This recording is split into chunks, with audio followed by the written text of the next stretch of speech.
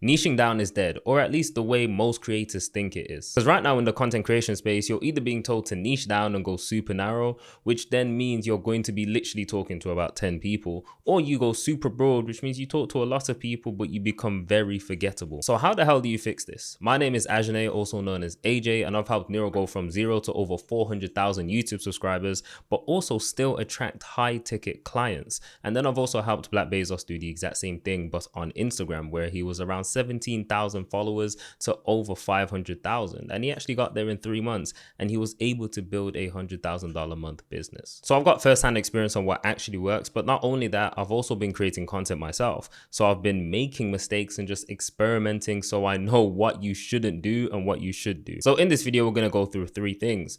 First is the mistake that most people make when it comes to niching down. Second is a framework that I now use but also give to my clients that allow us to go broad but still attract our ideal clients. And then thirdly, I'm going to show you how you can take that and create content that both gets attention but also gets you sales for your business. So right now there's a niching down epidemic and everyone's creating very niched content. And for me personally, that gets fucking boring. But the main issue with that is that you only speak to about 5 people and you only get views from about 5 people, and your brand will never actually grow. There's no way that you can grow your personal brand and build a big, strong, powerful, influential personal brand by just having 5 viewers, 10 viewers. But a lot of people online will be like, you don't need to go viral, you don't need to get millions of views, which is true, but at the same time, you cannot be just getting 10 views every single video. 10 might be a stretch, but you get what I'm saying. Niching down would literally restrict your brand growth, restrict how much influence you have in the market, and restrict how much people you can actually impact. Plus, I noticed when I was creating very niche content, the content seems very salesy. Like every opportunity, I was basically telling you to buy my program. And I see this when I watch niche creators. I already know that the only reason you're making this video is to basically sell me on something. But when you look at the biggest personal brands in any industry, it almost feels like they don't really need you to buy anything. And that's because they're not niching down like the traditional way. And let's not forget, if you've ever niched down yourself, content is no longer fun. I personally can't do it. I cannot just speak to this one specific problem the whole entire time, not show any personality. It just gets very boring, very repetitive. And you literally find that you're creating the same 2 videos again and again and again. And there's no wiggle room to really experiment and create any type of other videos. But then on the other hand, if you're going too broad, then you're actually not attracting any of your ideal clients. And then you're creating content and you're wondering why you're not getting any booked calls, why no one's buying your digital products, why you're basically getting no sales in your business. And I was at this stage. I was just creating content for as much views as possible. And that was great to a certain extent because I was getting brand deals in the tech space on Instagram.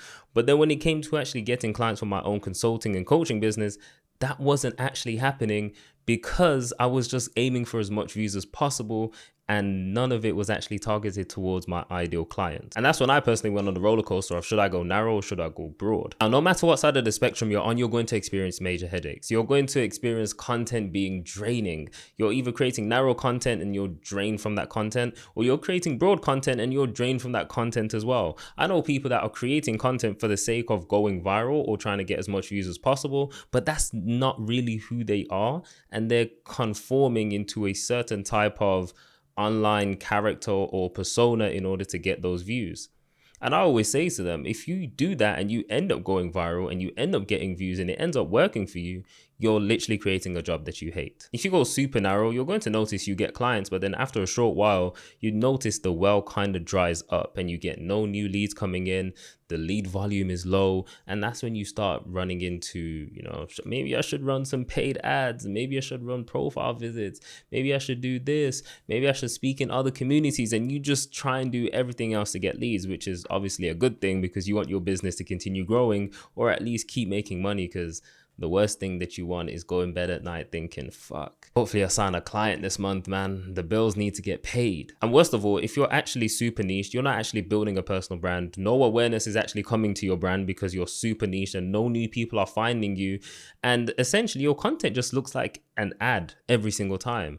And if your content looks like ads, why the hell would people actually want to buy from you, you know? Because as far as I'm concerned, I don't like watching ads. And I'm sure 99% of the world don't like watching ads. So if your ad is free and you're not even paying for it and you're coming up on the For You page or the feed, you are definitely going to get scrolled past. And that's how people end up with like 5 likes on Instagram or 2 likes on Instagram, and their brand is just not growing. So let me give you an exercise that all of my clients do as soon as they join the coaching program. If you are interested in joining the coaching program, there's going to be a link with more information down below. You can work with me one-to-one, or you can have me take over your YouTube channel or your social media and help you create content completely done for you. Both links are in the description. Check that out. So there's actually 2 solutions for this. The first one you potentially already have. And I noticed if you're a business owner and you actually take your shit seriously, you will have something called an ICP, your ideal client profile. This is where you detail exactly who your client is, their pains, their desires, their questions, their roadblocks, etc.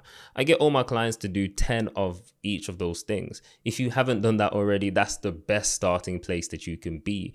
And typically when people do this, this is where they stop. They create this and then they create content based on each of those pain points, each of those desires, and they just recycle it, which is cool. That can work. I said, if you're taking the narrow approach and, you're okay with that, not having a massive personal brand and you just want 5 views and, a couple clients every month.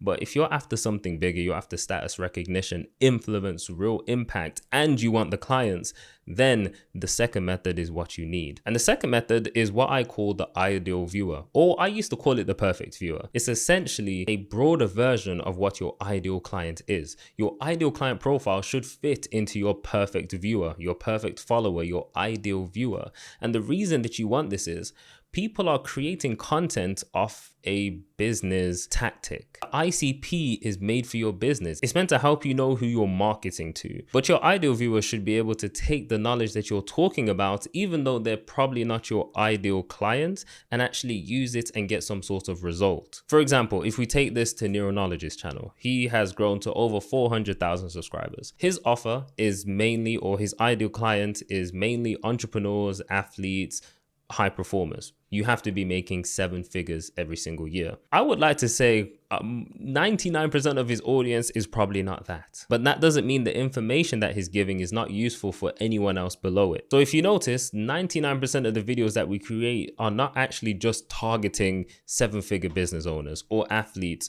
or actors. They're actually targeting anyone that wants to manifest or remove a subconscious block or create their own reality. And the best part is that includes the 7-figure entrepreneurs, actors, athletes, but that also includes the 6-figure entrepreneurs, actors, athletes. That includes people that are jobless. That includes people that are trying to get their business off the ground. That includes pretty much everyone. It includes me, you, everyone that's into that kind of stuff, which means he impacts more people trust him, more people will share him. And then the people that actually qualify for his offer will be more inclined to work with him. I feel like a lot of people don't quite understand a personal brand actually levels up the value of your offer, because people then want to work with you rather than someone else. It's almost like when you got a headache and you need some paracetamol or ibuprofen or whatever you're taking, some painkillers, when you go into a shop like Asda, if you're in America, probably like Walmart or something like that. Walmart. But anyway, when you go into a shop, you're not going to get the basic brand or the unbranded version. Simply because, the branded version is probably going to work faster, even if it's just a placebo effect. And it's the same way the personal brand works online. It's the reason that you want to work with like a specific type of person rather than someone else. Now, why does the ideal viewer actually work better than just targeting your ICP? Simply because you'll be able to create a wider range of content, but also include your personality into your content. And a personal brand without personality is literally just a brand. You need to basically have the combination of both. It's almost like the trust effect. If we break down trust, it's character and competence. Your character is basically who you are, your personality. Your competence is how knowledgeable you are on that thing that you are talking about, the thing that you want to be known for, the thing that you're selling. So we all know Nero is very, very competent in his expertise in manifestation, reality creation, but then you also know his personality because he's very free in his videos. He makes jokes. He doesn't take it too seriously. And that's what happens when you have an ideal viewer. If he was just talking to 7-figure entrepreneurs, those videos will probably be a lot more serious. They'll probably be sit down, talking head, highly edited. But he has more freedom and has more fun when creating his content by having an ideal viewer. Now, I'm going to give you the secret sauce. If you want to create your ideal viewer profile, all you need to do is create your own story and personify it and give it someone else's name. For example, I would write down my own story from the very beginning to the current moment from when I was probably like 10 years old. Write down every single detail, every major moment that happened to you, things that changed your life, things that like come up in your head while you were typing it. And then in this massive, this might take you 20, 30 minutes. In this massive document that you've written it in, you're going to have a bunch of stories in there. You're going to have a bunch of interests and passions that you see that you have, which means you can talk about it or integrate it inside of your videos.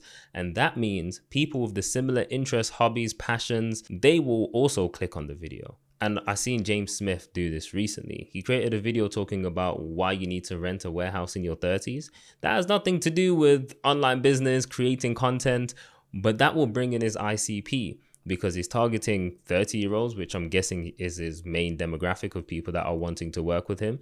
But then secondly, it's almost like a top of funnel video. It brings more awareness. It will get more views than the other typical videos. And then people that are still interested in creating content, building an online coaching business, they will then watch his other videos and then go further down the funnel and then eventually buy. Whereas if he just created videos for his ICP, that would never have fucking happened. So instead of just the traditional niching down, all you need to do is create an ideal viewer where your ICP fits inside of your ideal viewer.